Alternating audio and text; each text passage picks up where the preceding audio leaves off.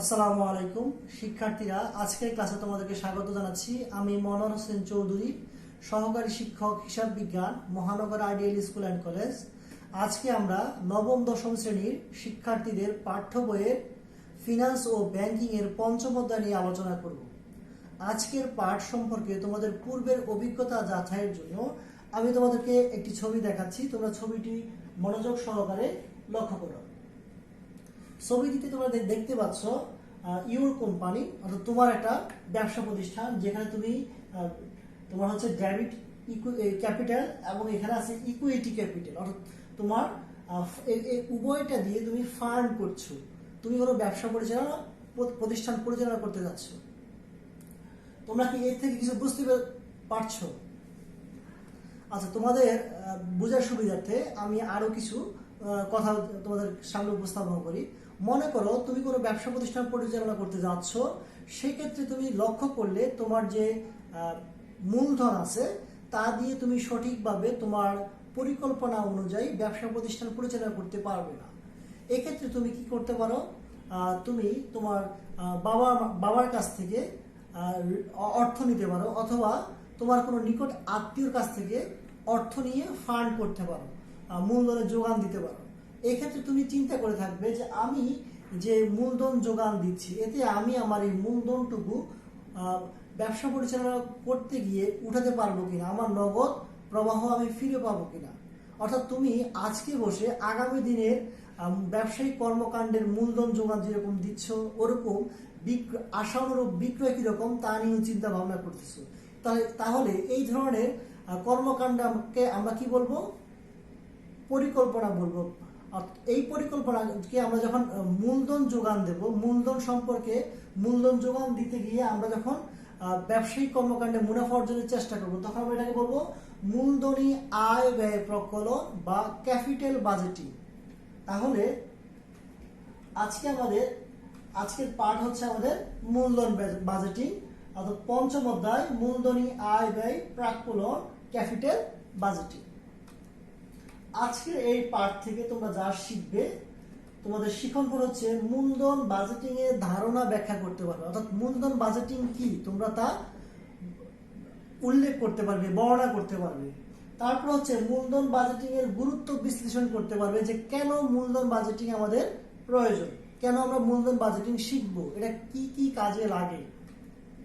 তারপর হচ্ছে মূলধন বাজেটিং এর বিভিন্ন কৌশল প্রয়োগ করতে পারবে।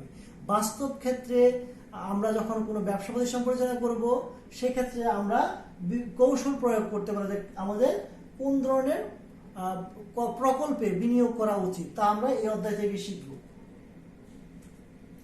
আর হচ্ছে আমরা গড় মুনাফার হার পদ্ধতিতে মূলধন বাজেটিং এর সমস্যা সমাধান করতে পারবো, অর্থাৎ এখানে একটি গাণিতিক সমস্যা আমরা সমাধান করতে পারবো, অর্থাৎ গড় মুনাফা হার পদ্ধতিতে মূলধন বাজেটিং এর সমস্যা সমাধান করতে পারবো। এবার আমরা যদি বলি,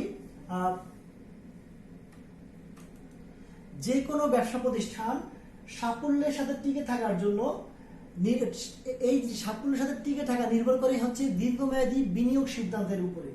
অর্থাৎ এই বিনিয়োগ সিদ্ধান্ত হতে পারে কোনো সম্পত্তি ক্রয়, অথবা ওই সম্পত্তির আধুনিকায়ন। যেমন আগে যদি এমন হয়ে থাকে তোমার কোনো তাঁত শিল্প আছে, সেটাতে তুমি আগে হাত দিয়ে করতে, এখন তুমি মেশিনের সাহায্য করতে যাচ্ছ, আধুনিকায়ন করতে যাচ্ছ। অথবা নতুন পণ্য বাজারে ছাড়বো, যেমন আমরা অনেকে ইকোনো বল ফ্যানের নাম শুনে থাকবো, যেটা 2004-এর পরে আর তেমন একটা বাজারে দেখা যায়নি। এক্ষেত্রে ম্যাটাডোর কোম্পানি তাদের রিপার্জের ফ্যান নিয়ে এসেছিল। এক্ষেত্রে যে তাদের বিনিয়োগ সিদ্ধান্ত ছিল, এটা ছিল নতুন পণ্য বাজারে ছাড়া। তাহলে আমরা বলতে পারি মূলধন বাজেটিং হচ্ছে কোনো সম্পত্তি ক্রয় করতে আমরা ব্যবহার করব, কোনো সম্পত্তি আমরা আধুনিকায়ন করতে আমরা ব্যবহার করব, যদি কোনো সম্পত্তিকে আমরা সম্প্রচারণ করব, যে আমাদের ছোট থেকে বড় করতে চাচ্ছি, অথবা নতুন পণ্য আমরা বাজারে ছাড়বো। তাহলে মূলধন বাজেটিং এই কয়েকটি ক্ষেত্রে খুবই অত্যন্ত জনপ্রিয় একটা পদ্ধতি। এবার আসো, এই মূলধন বাজেটিং করে আমরা কি অর্জন করব, কি দেখব? প্রথমত দেখব হচ্ছে আমি যে ফান্ডিং করছি কোনো একটা প্রকল্পে, সেই ক্ষেত্রে প্রকল্পটি লাভজনক কিনা। দ্বিতীয়ত হচ্ছে আমরা যেটা জানবো, সেটা হচ্ছে বিনিয়োগ সিদ্ধান্তের সঠিক মূল্যায়ন করতে পারে, যে আমি যে পরিকল্পনা করেছি, যে সিদ্ধান্ত নিয়েছি, আমার এই সিদ্ধান্ত সঠিক কিনা। কারণ হচ্ছে যদি আমার সিদ্ধান্তটি সঠিক না হয় তাহলে প্রতিষ্ঠানে অনেক ধরনের ক্ষতি হবে, এমনকি প্রতিষ্ঠান দেউলিয়া হতে পারে এবং আমি ঋণদানকারী প্রতিষ্ঠান বা যাদেরকে নিকট থেকে অর্থ সংগ্রহ করেছি তাদের নিকট দায়গ্রস্ত হব, আমার অন্যান্য সম্পত্তি বিক্রি করা লাগতে পারে, এমনকি আমি দেউলিয়া হতে পারি, ভবিষ্যতে কোনো ব্যবসা পরিচালনা করতে পারবো না। এবার আমরা যদি সুন্দরভাবে উপস্থাপন করি যে মূলধন বাজেটিংটা কি, তাহলে আমরা এক কথায় বলতে পারি মূলধন বাজেটিং হচ্ছে প্রতিষ্ঠানের দীর্ঘমেয়াদী বিনিয়োগ সিদ্ধান্তের সাথে জড়িত একটি প্রক্রিয়া। এটা একটা ধারাবাহিক প্রক্রিয়া। এবার আসি আমরা, তাহলে আমরা বলতে পারি মূলধন বাজেটিং হচ্ছে প্রতিষ্ঠানের দীর্ঘমেয়াদী বিনিয়োগ সিদ্ধান্তের সাথে জড়িত একটি প্রক্রিয়া। এই প্রক্রিয়া আমরা কি করব, স্থায়ী সম্পত্তি যেমন হচ্ছে জমি, দালান কোঠা, আসবাবপত্র, যন্ত্রপাতি ইত্যাদি স্থায়ী সম্পদ আমরা প্রথমত ক্রয় করব। দ্বিতীয়ত কি করব, জমি, দালান কোঠা, আসবাবপত্র, যন্ত্রপাতি ইত্যাদি স্থায়ী সম্পত্তি প্রতিস্থাপন করব। তৃতীয়ত হচ্ছে আমরা কি করব, উৎপাদন পদ্ধতির আধুনিকায়ন করব, নতুন পণ্য বাজারে এনে থাকব।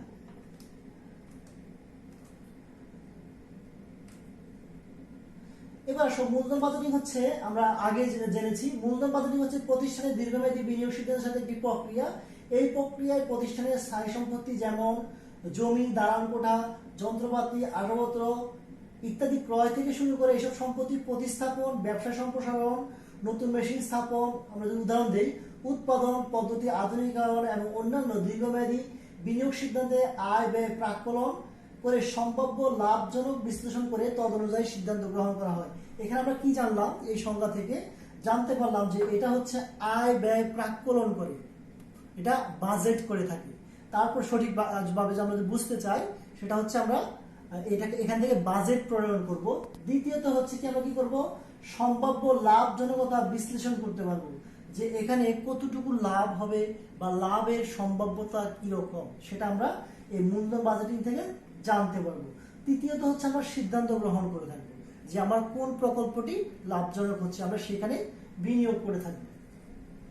এবার সব মূলধন বাজেটিং এর গুরুত্ব আমরা কি বলতে পারি, প্রথমত হচ্ছে মুনাফা সংক্রান্ত। যেমন মুনাফা সংক্রান্ত কেন, এই ক্ষেত্রে আমি যে ব্যবসা পরিচালনা করব সেখানে আমার নগদ কত টাকা আসবে, আমার কি পরিমাণ লাভ হবে, ব্যবসায়ের স্থায়ী এবং চলতি খরচ মেটানোর পরে আমার কি পরিমাণ অর্থ আমার হাতে থাকবে বা আমার কি লাভ হবে, অর্থাৎ নগদ কত টাকা আমার প্রতিষ্ঠানে এসে থাকবে তা আমরা এখানে জানতে পারবো। যেমন আমি তোমাকে যদি একটা উদাহরণ সহকারে বলি, সেটা হচ্ছে মনে করো তোমার দোকানে একটি ফ্রিজ আছে, সেখানে তুমি কোল্ড ড্রিঙ্কস বিক্রি করো, যেমন কোকাকোলা, পেপসি বা অন্যান্য যে কোমল পানীয়গুলো আছে, তুমি সেই সাথে আইসক্রিম বিক্রি করো। তুমি লক্ষ্য করে দেখলা যে এখন অত্যন্ত গরম পড়ছে, এজন্য তোমার চাহিদা মেটানোর জন্য আরেকটি ফ্রিজের দরকার। সেক্ষেত্রে তোমাকে দেখতে হবে আরেকটি ফ্রিজের জন্য যে তুমি অর্থ ব্যয় করবে সেই অনুযায়ী তোমার কি নগদ আন্তঃপ্রবাহ হবে কিনা, তাহলে সেটা তোমাকে এক্ষেত্রে বিবেচনা করতে হবে। দ্বিতীয়ত হচ্ছে কি, বিনিয়োগের বিশাল আকার।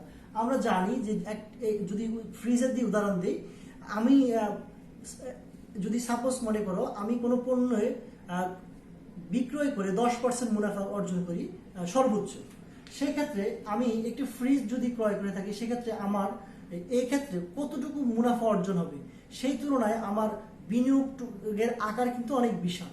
তাহলে আমরা এক্ষেত্রে বিবেচনা করবো যে বিনিয়োগের যে বিশাল আকার আছে, সেক্ষেত্রে আমরা যে আমি যে অনেক টাকা ব্যয় করতেছি সেই টাকাটা আমার ফিডব্যাক হবে কিনা, আমি ফিরে পাবো কিনা, সেটা আমরা এখানে বিশ্লেষণ করবো।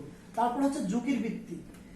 এখানে আমরা পূর্বের আমরা চতুর্থ অধ্যায়ে ঝুঁকি নিয়ে আলোচনা করেছি, অর্থাৎ অনিশ্চয়তার যে অংশটুকু মূল্যায়ন করা যায় অর্থের অঙ্ক দ্বারা, সেটাকে আমরা ঝুঁকি বলবো। আমরা ওই অধ্যায়ে আলোচনা করেছি বিস্তারিত। তবুও আমরা এক্ষেত্রে কি করবো, আমরা ঝুঁকি বিশ্লেষণ করবো যে কি রকম ঝুঁকি আছে এখানে। মূলধন বাজেটিং এর প্রয়োগ, আমরা মূলধন বাজেটিং কোন কোন ক্ষেত্রে প্রয়োগ করব, সেখানে হচ্ছে স্থায়ী সম্পত্তি ক্রয়, আমরা পূর্বে আলোচনা করেছি। ব্যবসায়িক উৎপাদন ক্ষমতা বৃদ্ধি করবে সম্প্রসারণ, অর্থাৎ আমরা যখন ব্যবসা বাড়াবো, যেমন আমাদের আগে ছোট পরিচয় ছিল, এখন আমি বড় করতে চাচ্ছি, বা আমি এখান থেকে ব্যবসাটাকে অন্য জায়গায় ট্রান্সফার করতে চাচ্ছি, বা আমরা আর একটা শাখা দিতে যাচ্ছি, বিক্রয়ের পরিমাণ বাড়ার কারণে অতিরিক্ত বিক্রয় কর্মী নিয়োগ করে ব্যবসাটাকে একটু সম্প্রসারণ করতেছি, সেক্ষেত্রে ব্যবসা সম্প্রসারণের জন্য আমাদের মূলধন বাজেটিং করার প্রয়োজন আছে। তারপর হচ্ছে পণ্যের বৈচিত্র্যায়ন, এক পণ্যের বিক্রয়ের মধ্যে আমরা সীমাবদ্ধ না থেকে অনেক ধরনের পণ্য নিয়ে যখন ব্যবসা করব সেক্ষেত্রে আমাদের মূলধন বাজেটিং এর প্রয়োগ করতে হবে। তৃতীয়ত হচ্ছে প্রতিস্থাপন, আমরা যখন কোনো সম্পত্তি প্রতিস্থাপন করব বা আধুনিকায়ন করব, যেমন আগে যে সুই সুতার কাজগুলো হতো গৃহিণীরা করে থাকতেন শখের বসে, বা স্বল্প পরিসরে গ্রামের মহিলাদেরকে দিয়ে সুই সুতা দিয়ে করানো হতো, কিন্তু এখন আমরা দেখতে পাই যেটা বাণিজ্যিক হারে করানো হয় তারই উন্নত সংস্করণ হচ্ছে এমব্রয়ডারি। তাহলে আমরা যদি আধুনিকায়ন করি, কম্পিউটারাইজ করতে থাকি, তাহলে সেই ক্ষেত্রে আমাদেরকে মূলধন বাজেটিং করতে পারি।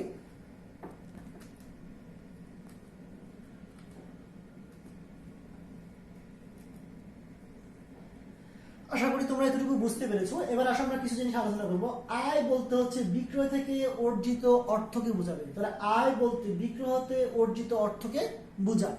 আর ব্যয় বলতে আমরা কি বুঝবো? ব্যয় বলতে কাঁচামাল খরচ, বিক্রয় খরচ, অবচয় সহ অন্যান্য খরচকে বোঝাবে। আমি আবারও রিপিট করছি, আয় বলতে বিক্রয় হতে অর্জিত অর্থ, অর্থাৎ বিক্রয় মূল্যকে, বিক্রয় মূল্যটাকে আমরা আয় বুঝে থাকবো, যেখানে কি আছে মুনাফার অংশ আছে। আর ব্যয় বলতে আমরা যদি হিসাব বিজ্ঞানে আমরা যে উৎপাদন ব্যয় বিবরণী করে থাকি, তাহলে তোমরা সেটা আরো ভালোভাবে বুঝতে পারবে যে ব্যয় বলতে কাঁচামাল ক্রয়, বিক্রয় খরচ, অবচয় সহ অন্যান্য খরচকে আমরা বুঝে থাকি। এবার আয় থেকে ব্যয় বাদ দিলে মোট মুনাফা পাওয়া যায়। আয় থেকে ব্যয় বাদ দিলে আমরা কি পাবো? মোট মুনাফা পাবো। এবার মোট মুনাফা থেকে কর বাদ দিলে নিট মুনাফা পাওয়া যাবে, অর্থাৎ মোট মুনাফা থেকে যদি সরকারের প্রাপ্য অর্থ আমরা বিয়োগ করে দেই বা কর সমূহ দিয়ে দেই বা প্রদেয় করকে হিসাবভুক্ত করি, তাহলে যে অর্থ পাবো সেটাকে আমরা নিট মুনাফা পাবো, অর্থাৎ সরকারের প্রাপ্য অর্থকে আমরা বাদ দেব। তাহলে মোট মুনাফা থেকে কর বাদ দিলে নিট মুনাফা পাওয়া যায়। এখন আসো নিট মুনাফার সাথে যদি আমরা অবচয় যোগ করে থাকি, তাহলে নগদ আন্তঃপ্রবাহ পাবো, অর্থাৎ প্রতিষ্ঠানে কত এসেছিল। আমরা সাধারণত জানি একটি সম্পত্তি আমরা যখন ক্রয় করে থাকি, তাহলে ওই ক্রয় মূল্য আমরা সাথে আমরা পরিবহন, আমাদের আনার গাড়ি ভাড়া প্লাস এটা আমরা যে প্রতিস্থাপন করে থাকি, ব্যবহার উপযোগী করি, অর্থাৎ একটি সম্পত্তি ক্রয় থেকে শুরু করে ব্যবহার উপযোগী পর্যন্ত যাবতীয় খরচ হচ্ছে ওই সম্পত্তির মূল্য। সেই সম্পত্তিকে আমরা চিন্তা করব যে যদি আমি কখনো একটা নির্দিষ্ট মেয়াদের পরে বিক্রি করতে চাই, তাহলে কিছু লাভ হবে কিনা, তাহলে সেটা হচ্ছে ভগ্নাশেষ মূল্য। তাহলে আমরা ক্রয় মূল্যের সাথে মানে সম্পত্তি ব্যবহার উপযোগী করার পর্যন্ত অর্থের সাথে অর্থ থেকে যদি ভগ্নাংশ বাদ দিই, তাহলে যে আমরা মেয়াদকাল দিয়ে ভাগ দেব, তখন যে অর্থ পাবো সেটাকে আমরা অবচয় করব। এই অবচয়টাকে আমরা হিসাবভুক্ত করি, এই জন্য আন্তঃপ্রবাহ নির্ণয়ের জন্য নিট মুনাফার সাথে আমরা অবচয় যোগ করব।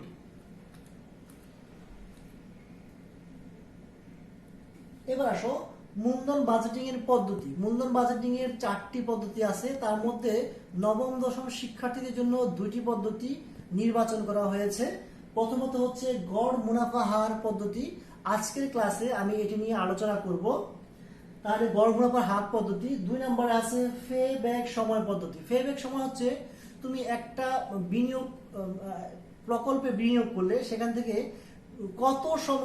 কত সময়ের মধ্যে তোমার টাকাটা তুমি তুলে আনতে পারবে, এই যে নির্ণয়ের ধাপ বা গাণিতিক বিশ্লেষণ, এটাকে আমরা ফে ব্যাক সময় বলবো, অর্থাৎ কত সময়ের মধ্যে আমি আমার টাকাটা তুলতে পারবো।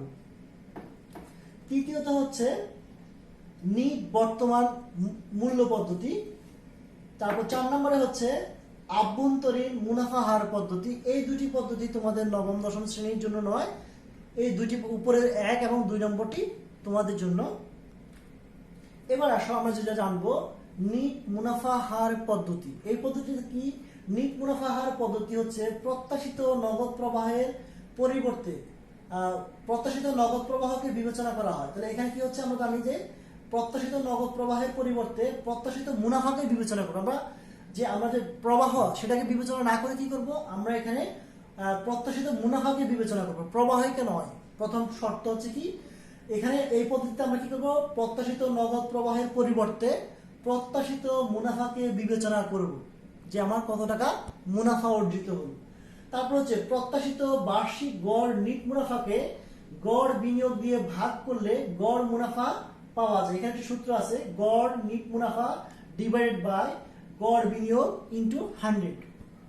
তাহলে আমরা জানতে পারলাম কি, প্রত্যাশিত বার্ষিক গড় নিট মুনাফাকে গড় বিনিয়োগ দিয়ে ভাগ করলে গড় মুনাফা হার পাওয়া যায়। অর্থাৎ আমরা যদি বলি, পরিষ্কারভাবে বলতে চাই, এই পদ্ধতিতে প্রতি বছরের প্রত্যাশিত মুনাফাকে মোট বছরের সংখ্যা দিয়ে ভাগ করা হয় এবং বিনিয়োগকে 2 দিয়ে ভাগ করা হয়। তোমরা অনেকেই প্রশ্ন করতে পারো, স্যার মনে করলাম কোনো প্রকল্পের মেয়াদ 5 বছর, আমরা গড় বিনিয়োগ বের করার জন্য মোট আয়কে আমরা 5 দিয়ে ভাগ করলাম, কিন্তু বিনিয়োগকে কেন 2 বছর দিয়ে ভাগ করব? এক্ষেত্রে কল্পনা করা হয় যে এই দুইটা হচ্ছে আদর্শ মান। এবার আসো সিদ্ধান্ত নীতি। আমরা কিভাবে সিদ্ধান্ত নেব যে গড় মুনাফা হার পদ্ধতি কোনটা হলে আমরা নির্বাচন করব, কোনটা হলে নয়? প্রথম কথা হচ্ছে, গড় মুনাফা হার যত বেশি তত ভালো। অর্থাৎ দুইটি প্রকল্পে বা 2 বা ততোধিক প্রকল্পের মধ্যে যে প্রকল্পে গড় মুনাফা হার বেশি আমরা সেটাকে নির্বাচন করব। প্রথম কথা হচ্ছে, আমরা যেই মুনাফা মানে যেই পদ্ধতিতে বা যেই প্রকল্পে গড় মুনাফা হার বেশি আমরা ওটা নির্বাচন করব। দ্বিতীয়ত হচ্ছে, ব্যাংক থেকে ঋণ নিয়ে যদি প্রকল্পের অর্থায়ন করা হয়, আমরা যদি বাবার কাছ থেকে টাকা না নিয়ে ব্যাংক থেকে ঋণ নেই বা নিকট কোনো আত্মীয়র কাছ থেকে ঋণ নিয়ে থাকি, তাহলে আমরা কি বিবেচনা করব? তবে সেক্ষেত্রে হচ্ছে ব্যাংকের একটা চাহিদা থাকে, কি থাকে, সে নির্দিষ্ট সময় তোমার কাছে সুদ বা মুনাফা আশা করে থাকে এবং এই সুদ বা মুনাফা তাকে প্রদান করা ব্যবসায়িক কর্মকাণ্ডে বাধ্যতামূলক। তাহলে গড় মুনাফা হারে সুদ অপেক্ষা কম হলে ঋণ পাওয়া যাবে না। যদি আমি ঋণের সুদের থেকে আমার অর্জিত মুনাফা কম হয়, সেক্ষেত্রে আমরা সেই ব্যবসা প্রতিষ্ঠান বা ব্যাংক আমাকে ঋণ দেবে না। তারপর হচ্ছে কি, এমত অবস্থায় প্রকল্পটি গড় মুনাফা হার অধিকতর হলে গ্রহণযোগ্য হবে। যদি কি হয়, আমাদের ঋণের থেকে বেশি হয় গড় মুনাফা, তাহলে সেটা গ্রহণযোগ্য হবে। তৃতীয়ত, কোনো কোনো কোম্পানির ক্ষেত্রে গড় মুনাফা একটি সর্বনিম্ন হার পূর্ব নির্ধারণ থাকে, যে এত পর্যন্ত নির্ধারিত থাকে, সরকার নির্ধারণ করে দেয়, বা বিভিন্ন প্রতিষ্ঠান বা ব্যাংক বা ঋণদানকারী সংস্থা কি করে থাকে, তাদের সুদ নির্ধারণ করে দেয়। সেক্ষেত্রে যদি আমরা বলতে পারি, কোনো কোনো প্রকল্পের ক্ষেত্রে গড় মুনাফা একটি সর্বনিম্ন হার পূর্ব নির্ধারিত থাকে, অনেক আগ থেকে নির্ধারণ করে থাকে। আমরা ধরে থাকি যে আমরা পূর্বের বছরে কত হারে মুনাফা অর্জন করতে পেরেছি, সেটা একটা নির্ধারিত লেভেল পর্যন্ত থাকে। নির্দিষ্ট কোনো বিনিয়োগ বা প্রকল্পের জন্য নির্ধারিত গড় মুনাফা হার কোনো কোম্পানি ব্যবস্থাপক কর্তৃক নির্ধারিত সর্বনিম্ন হার থেকে কম হলে বিনিয়োগ সুযোগ বা প্রকল্প বাতিল বা বর্জন করা হয়। যে আমরা যা নির্ধারণ করেছি, আশা করেছিলাম, তার থেকে কম হলে সেটা, যে প্রকল্পটি তার নিচে হবে বা সমান হবে, আমরা সেটাকে বাদ দেব। পক্ষান্তরে গড় মুনাফার হার যদি কাঙ্ক্ষিত হার থেকে বেশি হয়, তবে প্রকল্পটি গ্রহণ করা হবে। এবার 4 নম্বর হচ্ছে, একাধিক প্রকল্পের ক্ষেত্রে উপরে বর্ণিত নীতি অনুসারে গ্রহণযোগ্য বিনিয়োগ সুযোগ বা প্রকল্পগুলোকে ক্রমান্বয়ে সাজানো হয় এবং প্রতিষ্ঠানের মূলধনের পর্যাপ্ত সাপেক্ষে প্রয়োজনীয় সংখ্যক বিনিয়োগ সুযোগ বা প্রকল্প নির্বাচন করা হবে। এবার আমরা সূত্রটা আবার খেয়াল করি, গড় মুনাফা হার সমান গড় নিট মুনাফা ডিভাইডেড বাই গড় বিনিয়োগ ইনটু 100।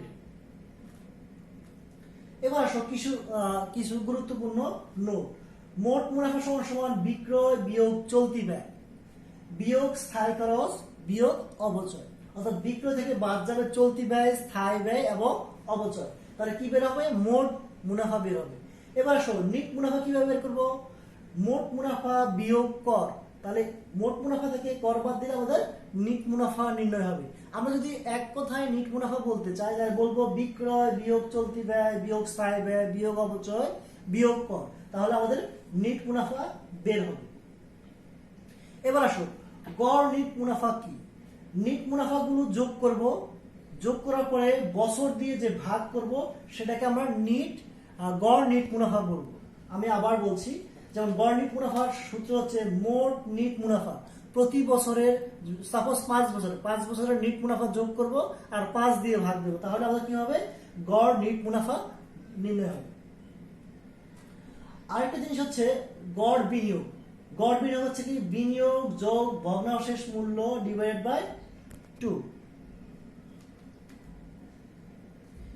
এবার আসো, এতটুকু আলোচনা থেকে তোমরা কি শিখলে তা জানার জন্য আমি কিছু প্রশ্ন করব। প্রথম হচ্ছে মূলধন বাজেটিং কি, তোমরা কি বুঝতে পেরেছো? দ্বিতীয়ত হচ্ছে মূলধন বাজেটিং এর গুরুত্ব কি কি, অর্থাৎ মূলধন বাজেটিং কি কি জিনিস নিয়ে আলোচনা করে। তৃতীয়ত হচ্ছে নিট মুনাফার সূত্রটি কি, তোমরা কি লক্ষ্য করেছো নিট মুনাফার সূত্রটি কি? এবার আসো, আমরা নগদ আন্তঃপ্রবাহ সম্পর্কে জানবো। নিট মুনাফার সাথে অবচয় যোগ করলে যে অর্থ পাওয়া যায় তাকে নগদ আন্তঃপ্রবাহ বলা। অর্থাৎ সরকারকে দেওয়ার পরে যে অর্থ থেকে যায় তার সাথে অবচয় যোগ করলে এটি হচ্ছে প্রতিষ্ঠানের আন্তঃপ্রবাহ, অর্থাৎ এই টাকাটা প্রতিষ্ঠানের জন্য এসেছিল, একবার প্রতিষ্ঠানের জন্য। সিদ্ধান্ত নিতে হচ্ছে একাধিক প্রকল্পের মধ্যে যেই প্রকল্পের গড় মুনাফা বেশি সেই প্রকল্পটি গ্রহণযোগ্য। অর্থাৎ এই 1 নম্বরটাই সাধারণত বিবেচনা করা হয়, বাকিগুলো ক্রিটিক্যাল হলে আমাদের প্রয়োজন। তবু আমরা বাকি সবগুলো 4টি সিদ্ধান্তই জানব। তবে বেশিরভাগ ক্ষেত্রে আমরা যেটা প্রথমটা দিয়ে আমরা প্রকল্প নির্বাচন করতে পারবো। যদি গড় মুনাফা হয় তাহলে যেটি বেশি সেটি গ্রহণযোগ্য।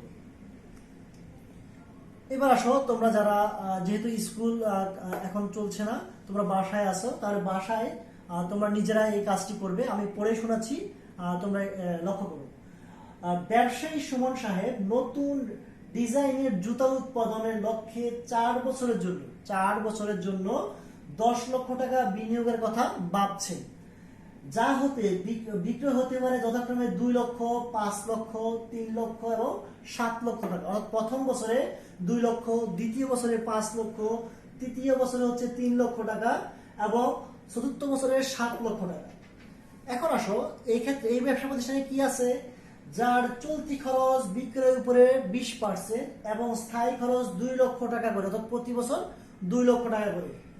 কর হার 30%, যদি লাভ হয় তাহলে কর দিতে হবে, আর লাভ না হলে কর দিতে হবে না। অবশ্যই 20,000 টাকা, তাই এই ক্ষেত্রে অবশ্যই নির্ণয় করে দেওয়া হয়েছে। প্রতিষ্ঠানটির আদর্শ গড় মুনাফা হার 20%, অর্থাৎ কয়েক বছরের গড় মুনাফার লক্ষ্য করে তারা বের করতে পেরেছে তাদের গড় মুনাফার হার হচ্ছে 20%। অর্থাৎ আমরা আগে পড়েছি 20%-এর নিচে হলে আমরা প্রকল্পে বিনিয়োগ করবো না, উপরে হলে হবে। এবার আসো, তোমরা যারা বাড়িতে বসে যে কাজটা করবে সেটা হচ্ছে উপরোক্ত তথ্যতে জনাব সুমনের বিনিয়োগকৃত প্রকল্পের নগদ প্রবাহের পরিমাণ নির্ণয় করবে। আর হচ্ছে জনাব সুমনের বিনিয়োগকৃত প্রকল্পের নিট মুনাফা বা ক্ষতি যথাক্রমে প্রথম বছরে 60,000, 26,000, তৃতীয় বছর হচ্ছে 14,000 টাকা এবং চতুর্থ বছরে 2,38,000 টাকা ধরে সুমনের বিনিয়োগের যথার্থ হবে কিনা পরামর্শ দেবে। আমি আবার বলছি, প্রথম বছর হচ্ছে 60,000 টাকা তার ক্ষতি হয়েছে, দ্বিতীয় বছরে 1,26,000 টাকা মুনাফা অর্জিত হয়েছে, তৃতীয় বছরে 14,000, চতুর্থ বছরে 2,38,000 টাকা। এটা ধরে তোমরা সুমনের বিনিয়োগের যথার্থতা কিনা সেটা বিবেচনা করবে। এবার আসলে তোমরা যারা করেছো তারা মিলিয়ে নাও আজকের বাড়ির কাজের সাথে, আমরা তোমরা মিলিয়ে নাও। প্রথমত আসো যে কি আছে, আমাদের বিক্রয় হচ্ছে প্রথম বছরে 2 লক্ষ, দ্বিতীয় বছরে 5 লক্ষ, তৃতীয় বছরে 3 লক্ষ এবং চতুর্থ বছরে হচ্ছে 7 লক্ষ টাকা। সেখান থেকে আমরা জেনেছি বিক্রয় হচ্ছে কি চলতি খরচ বিক্রয়ের 20%, অর্থাৎ এই 2 লক্ষ টাকার উপরে 20% 40,000 টাকা আমরা বিয়োগ দেব। এইভাবে বাকি বছরগুলো আমরা করে ফেলবো, অর্থাৎ বিক্রয়ের উপরে 20% করব। এবার আসো, বিক্রয় থেকে চলতি খরচ বাদ দিলে যেটা হবে তার থেকে আমরা স্থায়ী খরচ বিয়োগ দেব। তাহলে স্থায়ী খরচ প্রতি বছরের জন্য হচ্ছে 2 লক্ষ টাকা করে। তাহলে আমরা কি করলাম, প্রথমে বিক্রয় থেকে চলতি খরচ পার্সেন্টেজ অনুযায়ী দিলাম, তারপরে বিক্রয় সেই অর্থ থেকে আমরা স্থায়ী খরচ বিয়োগ দিলাম। এখন আমরা অবচয় বাদ দেব। এই ক্ষেত্রে এই অঙ্কে আমাদের অবচয় বের করে দেওয়া আছে, যার জন্য আমাদেরকে কষ্ট করতে হবে না। তাহলে আমরা অবচয়টা বাদ দিলাম। বাদ দিলে যেটা বের হবে সেটা হচ্ছে কি করযোগ্য নিট মুনাফা বা ক্ষতি। তাহলে আমরা দেখতে পাচ্ছি প্রথম বছরে আমাদের ক্ষতি হয়েছে, আমাদের 60,000 টাকা ক্ষতি হয়েছে। দ্বিতীয় বছরে আমাদের 1,80,000 টাকা মুনাফা, মোট মুনাফা। তৃতীয় বছরে 20,000 টাকা এবং চতুর্থ বছরে 3,40,000 টাকা মুনাফা অর্জিত হয়েছে। এখন আমাদেরকে সরকারি সিদ্ধান্ত অনুযায়ী 30% কর দিতে হয়। সেক্ষেত্রে প্রথম বছরে যেহেতু কোনো আমাদের প্রতিষ্ঠান ক্ষতিতে চলছে, সেই ক্ষেত্রে আমাদের কোনো কর দিতে হবে না। তাহলে মোট মুনাফার উপরে 30% দিলে যা হয় সেটাই আমরা লিখে থাকবো। এক্ষেত্রে দ্বিতীয় বছরে হচ্ছে তো 1,80,000 টাকা, তার উপরে 30% দিলে 54,000 টাকা আসে। এভাবে আমরা বাকি বছরগুলো করে থাকবো। এবার আসো মোট মুনাফা থেকে, অর্থাৎ করযোগ্য মুনাফা থেকে আমরা যদি কর বাদ দেই তাহলে কি বের হবে? আমরা নিট মুনাফা বের করব। তাহলে প্রথম অঙ্কে তোমাদের ছিল কি? নগদ প্রবাহ। তাহলে সূত্র অনুযায়ী নিট মুনাফা যোগ অবচয়, তাহলে আমাদের কি হবে? আমাদের বের হবে নগদ প্রবাহ। তাহলে আমাদের 60,000 টাকা ক্ষতি ছিল, 20,000 টাকার অবচয় যোগ করলে আমাদের আরো 40,000 টাকা ব্যবসা প্রতিষ্ঠানে ক্ষতি। এভাবে বাকিগুলো আমরা করব। বাকিগুলো আমাদের নগদ প্রবাহ ঋণাত্মক নয়, ধনাত্মক এসেছে। এবার আসো আমরা দ্বিতীয় অংশের কাজগুলো করব। তোমরা যারা বাসায় করেছো বা করবে, করার পরে আমার সাথে মিলিয়ে নাও। আসো, উদ্দীপকের প্রকল্পে গড় মুনাফার হার নির্ণয়ে প্রশ্নের উত্তর নিট মুনাফা বা ক্ষতি যথাক্রমে প্রথম বছরে 60,000 ছিল, দ্বিতীয় বছরে 1,26,000, তৃতীয় বছরে 14,000 টাকা এবং চতুর্থ বছরে ছিল 2,38,000 টাকা। আমরা পড়েছিলাম, অঙ্কে ছিল। এখন নিট মুনাফা, গড় নিট মুনাফা হচ্ছে মোট নিট মুনাফা ডিভাইড বাই বছর। তাহলে আমরা এগুলো যোগ করব। বিয়োগ 60,000 যোগ 1,26,000 যোগ 14,000 যোগ 2,38,000 টাকা। সেটাকে আমরা মোট বছরের সংখ্যা দিয়ে ভাগ দেব, 4 দিয়ে ভাগ দেব। তাহলে আমাদের হলো কত? 79,500 টাকা বের হলো। এবার সব গড় বিনিয়োগ বের করবো। গড় বিনিয়োগ সূত্র আমরা জানি কি? প্রাথমিক বিনিয়োগ যোগ ভগ্নাশেষ মূল্য। এক্ষেত্রে কোনো ভগ্নাশেষ মূল্য নেই, সেজন্য আমরা 0 দেব। তাহলে আমাদের বিনিয়োগ ছিল কত? 10 লক্ষ টাকা ছিল, তাহলে 5 লক্ষ টাকা হচ্ছে গড় বিনিয়োগ। এখন এই গড় নিট মুনাফাকে গড় বিনিয়োগ দিয়ে ভাগ দেবো, 100 দিয়ে গুণ দেবো, তাহলে আমাদের পার্সেন্টেজ হিসেবে শতকরা বের হয়ে আসবে। সেক্ষেত্রে গড় নিট মুনাফা পরিমাণ হচ্ছে 79,500 টাকা এবং গড় বিনিয়োগ বের হয়েছে 5 লক্ষ টাকা। তাহলে ডিভাইড বাই দেওয়ার পরে হচ্ছে ইন্টু 100 দিলাম, তাহলে হচ্ছে 15.90%। তাহলে আমরা কি বলতে পারি? আমরা বলতে পারি লক্ষ্য উদ্দীপকের প্রকল্পের গড় মুনাফা হচ্ছে কত? 15.90%, যা প্রতিষ্ঠানটির আদর্শ গড় মুনাফা 20% অপেক্ষায় কম। আমাদের এই প্রতিষ্ঠানে নির্ধারণ করে দেওয়া ছিল। এক্ষেত্রে তোমার প্রশ্ন যদি নির্ধারণ করা থাকে তাহলে আমরা বলতে পারি কি? এমত অবস্থায় উক্ত প্রকল্পে জনাব সুমনের বিনিয়োগ যথার্থ হবে না, অর্থাৎ এই প্রকল্পে বিনিয়োগ করা আমাদের জন্য যুক্তিযুক্ত হবে না। এবার আসো বাড়ির কাজ। বাড়িতে বসে তোমরা যে কাজ করে থাকবে সেটা হচ্ছে, তোমরা লিখে নাও, র্যাঙ্কস লিমিটেডের কাছে প্রকল্প দোয়েল ও প্রকল্প শালিক নামে দুইটি প্রকল্পে 3 বছরের মেয়াদে রয়েছে, পরিকল্পনা রয়েছে। উভয় প্রকল্পের প্রাথমিক বিনিয়োগ হচ্ছে 7 লক্ষ টাকা। উভয় প্রকল্পের প্রাথমিক বিনিয়োগ 7 লক্ষ টাকা। অন্যান্য তথ্য আছে, কি আছে? প্রথম বছরে দোয়েল হচ্ছে বিক্রয়ের পরিমাণ হচ্ছে 3,40,000 টাকা, দ্বিতীয় বছরে 3,70,000 টাকা, তৃতীয় বছরে 4,90,000 টাকা। অনুরূপভাবে শালিক প্রকল্পে হচ্ছে প্রথম বছরে 3,10,000, দ্বিতীয় বছরে 3,90,000, তৃতীয় বছরে 4,50,000 টাকা। এবার আসো চলতি খরচ। দোয়েল কোম্পানির জন্য হচ্ছে, প্রকল্পের জন্য হচ্ছে 25% আর শালিকের জন্য হচ্ছে 20%। এবার স্থায়ী খরচ হচ্ছে দোয়েল প্রকল্পের জন্য 1 লক্ষ টাকা এবং শালিক প্রকল্পের জন্য 1,20,000 টাকা। করের হার উভয় ক্ষেত্রে 30% এবং অবশ্যই দোয়েলের জন্য হচ্ছে 55,000 টাকা এবং শালিকের জন্য হচ্ছে 50,000 টাকা। এখন তোমাদেরকে যে কাজটা করতে হবে সেটা হচ্ছে প্রকল্পের দোয়েল প্রকল্পের গড় মুনাফার হার নির্ণয় করবে। যে দোয়েল প্রকল্পটা গড় মুনাফা হার বের করবে এবং র্যাঙ্কস কোম্পানি লিমিটেডের বিনিয়োগের জন্য কোন প্রকল্পটা যোগ্য, মানে দুইটার মধ্যে কোনটার গড় মুনাফা বেশি সেটা তুমি নির্ণয় করবে এবং যুক্তি দেবে, গাণিতিক যুক্তি।